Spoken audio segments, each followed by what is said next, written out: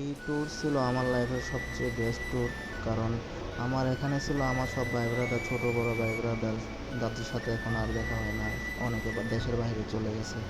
তো আমরা ওই পাহাড়ে সব জায়গায় ঘোরাঘুরি করার পর আমরা যখন পাহাড় থেকে নেমে যাই তখন সবাই খুব দ্রুত নেমে যাচ্ছিল, কারণ নিচে ছিল মাহি, আমার এক ভাগিনা ও ছোটো ওয়েট করতেছিল আমাদের জন্য। আমরা যখন নামি পাহাড় থেকে তখন ছিল প্রচুর রোদ, আর রোদে এক একজনের অবস্থা খুব খারাপ হয়ে গেছিলো, তাই সবাই খুব দ্রুত নামতেছিল।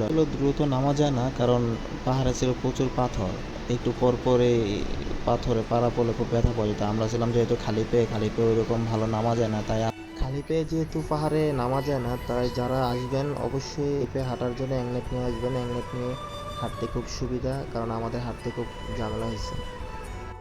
অবশেষে আমরা পাহাড় থেকে নেমে গেলাম। পাহাড় থেকে নামার পর দেখি প্রচুর রোদ ভাই, এত রোদ, রোদে একদম অবস্থা খারাপ হয়ে গেছে। তারপর দেখি সামনে মানে পানি পড়তেছে, ঝর্ণার পানি। আর ওই পানিতে আমরা নামার পর দেখি পানিটা এত ঠান্ডা ভাই, পুরাই ফ্রিজের পানির মতো। কিন্তু অনেক ভালো লাগছে, পরিবেশটা আসলে সুন্দর, প্লাস পানিটাও অনেক ঠান্ডা। আর আমাদের মন ভরে গেছে।